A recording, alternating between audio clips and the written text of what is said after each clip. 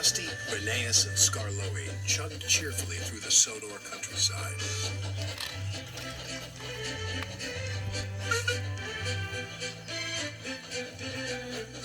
The engines were going to help Duncan with an important job at the Incline Railway. The engines were going to help Duncan with an important job at the Incline Railway.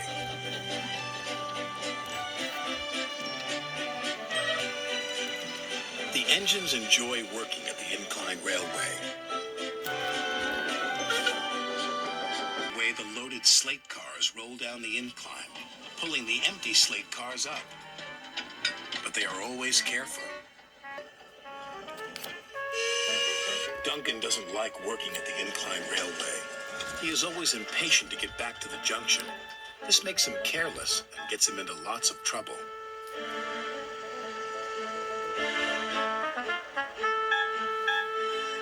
Rusty hoped Duncan would stay out of trouble today, but he was already in too much of a hurry.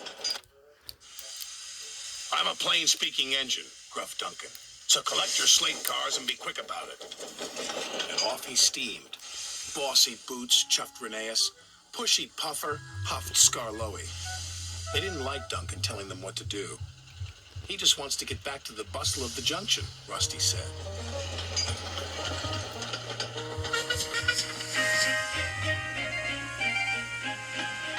Duncan wanted everyone to work faster. "You're supposed to be helping me," he grumbled, "but you're as slow as snails." "We're proper engines," Rusty huffed crossly. "We follow the rules. We can't..." "You're supposed to be helping me," he grumbled, "but you're as slow as snails."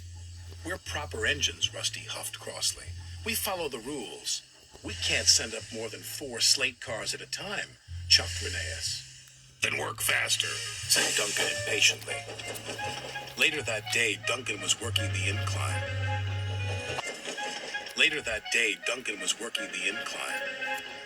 "I'll show you how fast a really useful engine can work," Duncan called as he hastily biffed one slate car into another. And then another. Soon, Duncan had his 4 slate cars. "Nothing to it," he boasted to Rusty. "Those slate cars will pay you back," warned Rusty.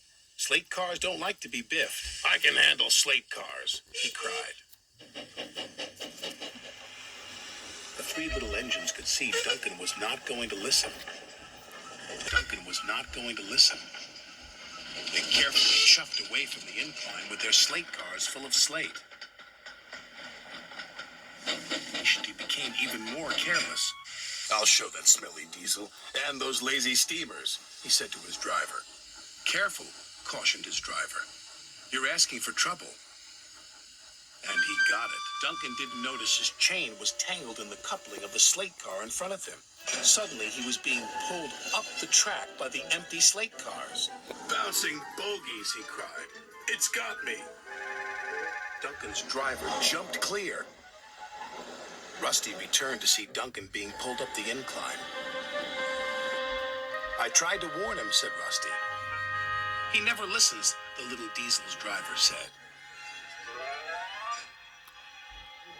The chain pulling Duncan's slate cars couldn't hold the weight. It suddenly snapped. Duncan plummeted down the incline. "Ow!" he yelled.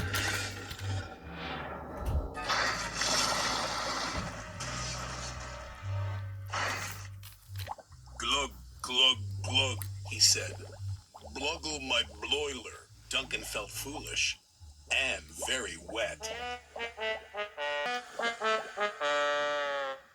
When Sir Topham had arrived, he spoke severely to Duncan. "You have not been a responsible engine," he said.